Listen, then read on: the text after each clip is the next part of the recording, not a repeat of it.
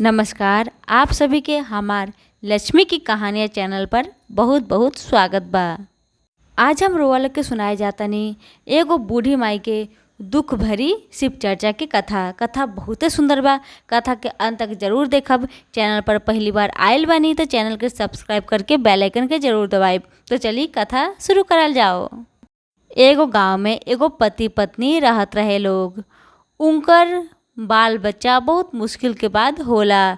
जैसे उनकर घर में बच्चा पैदा होला, पुत्र के जन्म होला, कुछ महीना बाद उनकर पति के मृत्यु हो जाला। माँ बहुत मुश्किल से उ बच्चा के पालन पोषण करेली।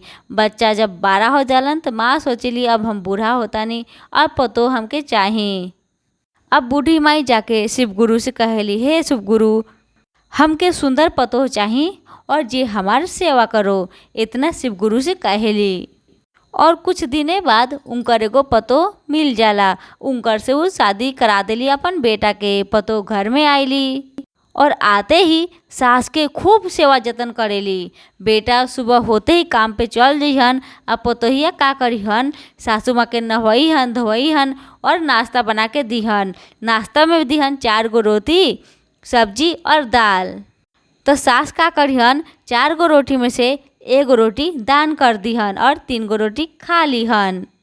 पतो देखेली जे सास के 4 गो रोटी देनी है, लेकिन सास 1 गो रोटी जियान कैली है और 3 गो रोटी खैली है। अब बाहर से पति काम करके शाम के आयलन तो पत्नी से कहलन, का हो हमार माई के ख्याल रखलू ह, ध्यान रखलू ह। तब पतोहिया कहली, हाँ हम राउल माई के खूब सेवा जतन कैनी है, अच्छा से नहवैनी है धोनी है और नाश्ता देनी है, लेकिन राउर माई 4 गो रोटी में से 3 गो रोटी खैनी है और 1 गो रोटी जियान कर देनी है।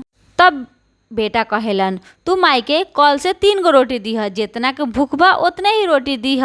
तो फिर बिहान भइल, बेटा बाहर काम करे चल गइलन। तब पतोहिया माई के मतलब अपन सासू माँ के खूब सेवा जतन करेली, नहवाइली धोवाइली और फिर नाश्ता देली। तब का करेली, तब 3 गो रोटी देली और दाल और सब्जी देली। तो सासू माँ का करेली, 1 गो रोटी के दान करेली और 2 गो रोटी खाएली। अब पति फिर शाम के आयलन, कहलन, का हो हमार माई के सेवा जतन कैलू हो कि ना। तब पतोही कहली, तब पत्नी कहेली, हाँ हम राउर माई के सेवा जतन तो खूब कैनी है, लेकिन राउर माई के जब हम नाश्ता देनी है तो राउर माई का कैनी है, 2 गो रोटी खैनी है और 1 गो रोटी जियान कैनी है।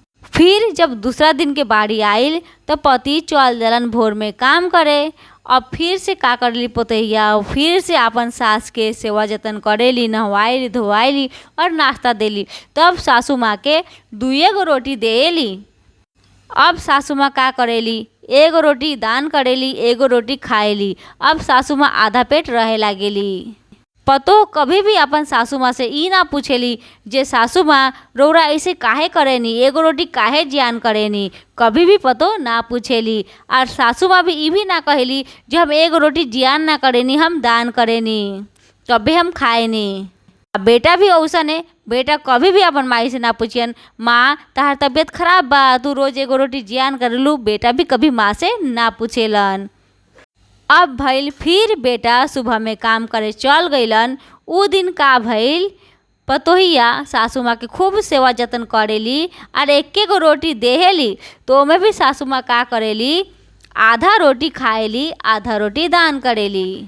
बेटा बाहर से आयलन तो कहेलन, हमार माई के सेवा जतन कैलू हो कि ना। तो पतोहिया कहेली, हाँ हम राउर माई के सेवा जतन तो कैनी है, लेकिन नाश्ता में 1 गो रोटी देनी है तो राउर माई का कैनी है, आधा रोटी जियान कैली है और आधा रोटी खैनी है।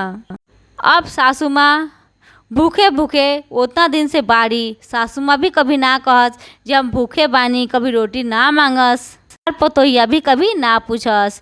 काहे कि सासू माँ भगवान से कहले रहली, हमको सुंदर पतो चाही और जे हमार खूब सेवा जतन करो, लेकिन बुद्धि ना मांगले रहली है। अब आखिरी दिन आइल। आखिरी दिन का कैली पतोहिया, बेटा गइलन काम करे, सास के नहवैली धोवैली और आधा रोटी देहली थाली में।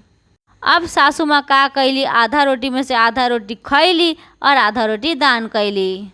और शिव गुरु से कहली, हे शिव गुरु, आजे हमार आखिरी दिन बा, अब हम इस घर में ना रहे, रोआ आई और हमके लेके चल जाए। हमार बेटा पतो हमके तो पूछते नहीं के जे हम काहे कम रोटी खाएनी, काहे ना खाइनी, कोई पूछते नहीं के हम जी के का करम, हे शिव गुरु हमरा के बुला ली, हमरा के ले जाई।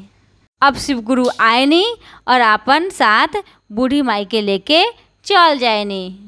आज के कथा यहीं पे समाप्त होता। कथा कैसन लागल कमेंट बॉक्स में लिख के जरूर बताएं। रुआ लोग के बहुत बहुत धन्यवाद।